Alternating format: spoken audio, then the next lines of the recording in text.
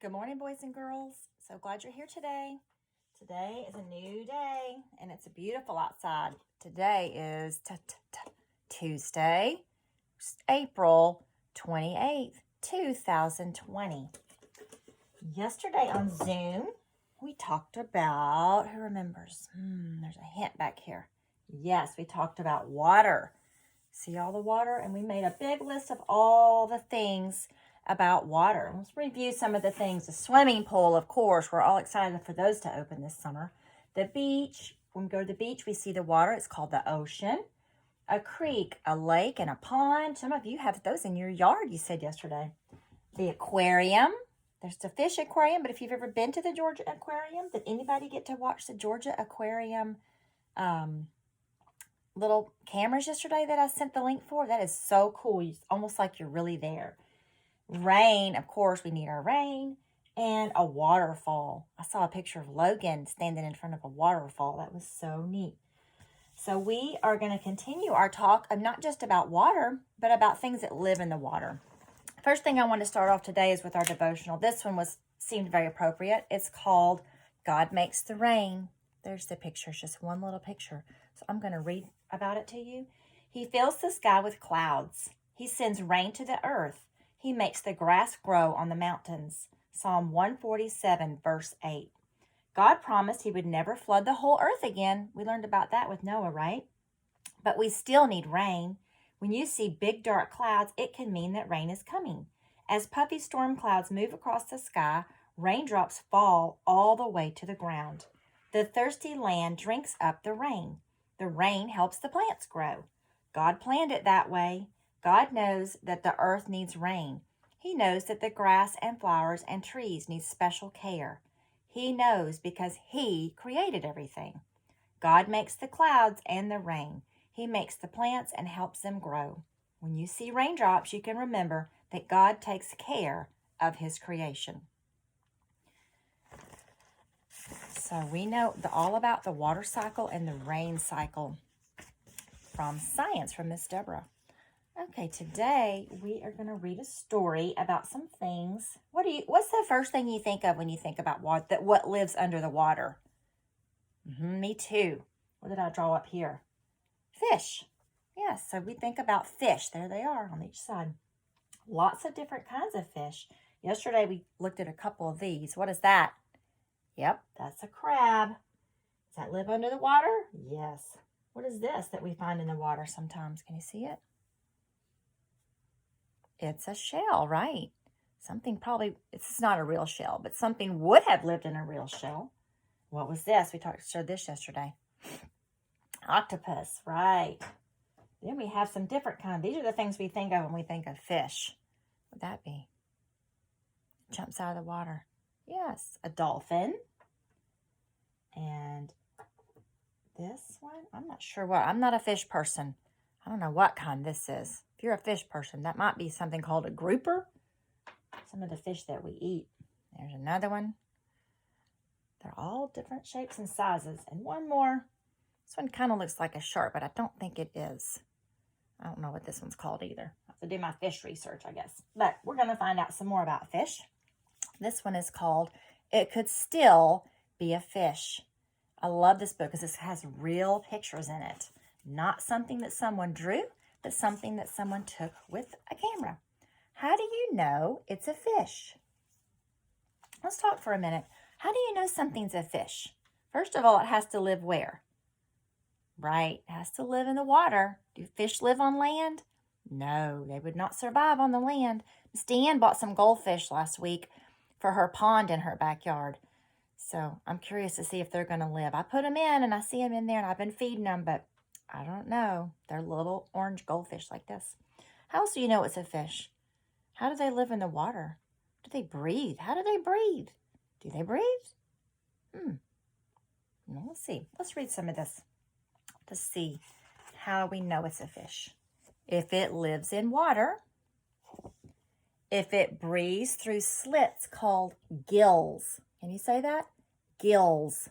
Do we breathe with gills? No, we breathe with our nose and our lungs, our mouth. If it uses fins to steer itself through the water. See those fancy fins? If its body is covered with scales, it's a fish. That's a pretty one. But what if its fins are as big as wings?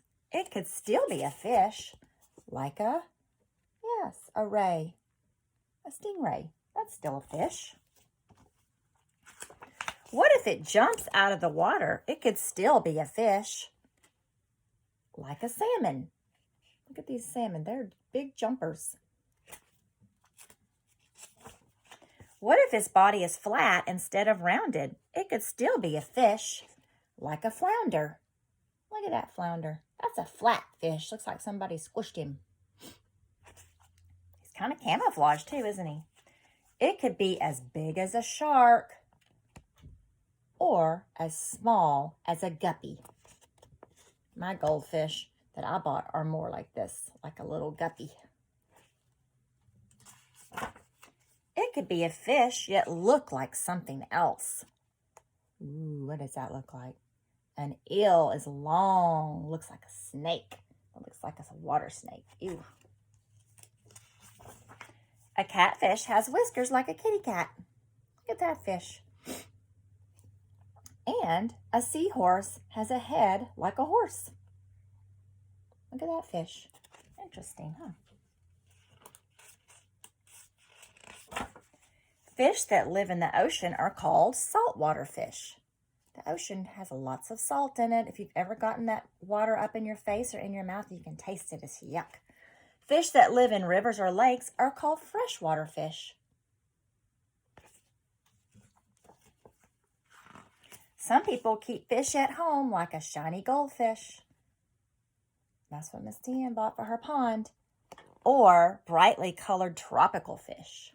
Look at that one.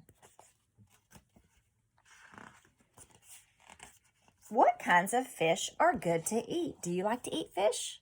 I do. I think it's yummy. Fish tacos, those are my favorite. Trout and tuna. You ever have tuna fish sandwich? And salmon. And lots of other fish are good to eat. So people try to catch them. Have you ever been fishing? Look at that fishing pole. Looks like he's got something on the end of it. Miss Deanne doesn't ever go fishing. What's on the end of the fisherman's line? It could be a fish, or it could be an old shoe. Huh. How would you like to catch an old shoe in the lake? That'd be funny. Here's some words that you might have heard in the story. What do you think this word says? It's pointing right here. Gills, right. What is on the fish's body? What is all this? Scales. Good. What are these little things? They kind of look like wings that help him swim. Starts with fins, right? Good job. Then we've got all these other words that name all the different kinds of fish that we had in the story. Pictures. That's cool. I like that. So we learned about some different kinds of fish. I'm not going to make a list right now just for time, but I'm going to show you a fun craft activity that you might want to do today. The first thing you're going to do is get a, what is this again? We used one of these last week. What was this? Paper plate. Pretty much everybody has these around the house. So you're going to find one of these and you're going to find your markers. You need to use the markers that say Crayola, like the ones we use at school, like this, because they're washable and they're not permanent. You don't want to be coloring your plate with the Sharpie, the permanent. So you have to use the water markers. So you're going to do, this project kind of makes me think of the rainbow fish. Remember when we read the rainbow fish story? So the first thing you're going to do is take your plate and your markers and just messy color it. Just polka dots, stripes, however you want it to look. Rainbow fish.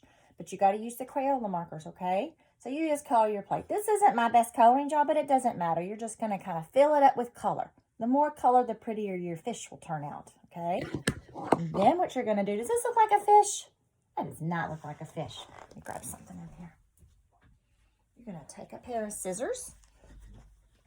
Oh, actually, first thing you're going to do before you cut it probably is you're going to take a water bottle and spray some water on here. I haven't made mine yet. I'll have to show you tomorrow how it turned out. Spray some water, and then you're going to have to let it dry. Don't get it too wet, and I would spray it over in the kitchen so you don't make a mess. And then you're going to cut a fishtail out, and we're going to finish it. So I will show you tomorrow. So probably today you're going to want to get it colored all the way in, spray it with some water, and then let it dry. And we'll finish it together tomorrow. I think that'd be a better idea to get through our project. But we're going to make some really colorful fish. I can't wait to see how yours looks. It's kind of like our things the other day.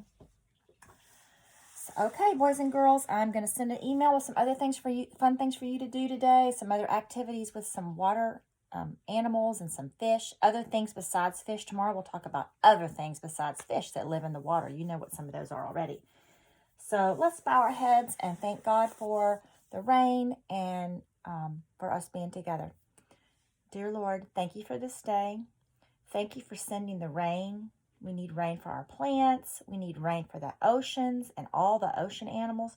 And we need rain for ourselves, for drinking water. Thank you for sending the rain and always taking care of us. Help us to be safe and come back together tomorrow. Amen. All right, boys and girls, have a great day. See you soon.